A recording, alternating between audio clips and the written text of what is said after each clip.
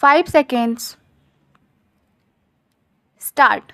सभापति महोदय, सरकार ने कई कृषि फार्म खोले हैं। क्या ये फार्म घाटे में नहीं चल रहे हैं?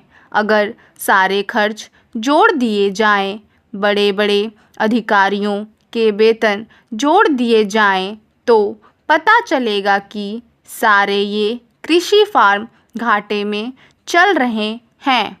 क्या इसी तरह से आप सारे किसानों को घाटे पर खेती करने के लिए मजबूर करेंगे? जिस क्षेत्र से मैं आता हूँ वहाँ एक पुल बना है। मैंने 10 वर्ष तक अपनी विधानसभा में इस पुल के लिए कोशिश की है। जिस दिन से मैं यहाँ आया हूँ बराबर उसकी चर्चा करता आ रहा हूँ, बराबर कोशिश कर रहा हूँ। मैं कहता हूँ कि गंगा पर वह पुल बने। उस पुल को बनाने का आश्वासन भी मिला था।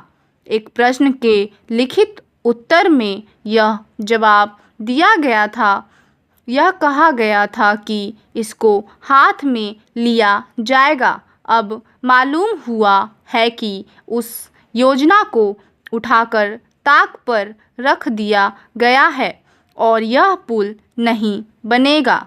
इन लोगों ने क्या कसूर किया है, यह मैं आपसे जानना चाहता हूँ। हमारे क्षेत्र के लोगों ने पाकिस्तान की लड़ाई में सरकार को हर तरह का सहयोग दिया था, हर तरह की सहायता दी थी।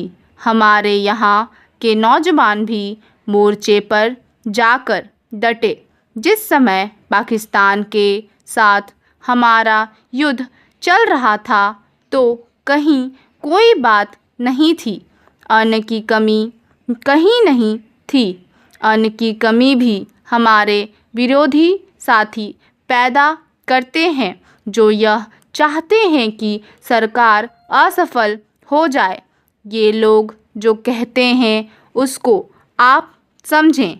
एक तरफ तो हमारे मित्र की बात है जो देश के बड़े बड़े शहरों में दंगे करवाते हैं, दूसरी तरफ हम हैं जो कि इनकी बातों को नहीं समझ पाते। इनको सभी वे लोग मिल जाते हैं जो बेकार होते हैं या जो दंगे करवाने के लिए उत्सुक हैं। इसलिए सरकार का इन सारी चीज़ों की तरफ ध्यान जाना चाहिए और उसको सोचना चाहिए कि क्या तरीका इन सब से बचने का हो सकता है। एक ही तरीका हो सकता है कि इस देश में हर आदमी को काम मिले, देहात में लोगों को करने के लिए काम मिले और खादी कमीशन की जो योजना है और जो कि एक अच्छी योजना है वह ठीक तरह से चले। सौभाग्य से मैं आर्य समाज संगठन से संबंध रखता हूँ। स्टॉप।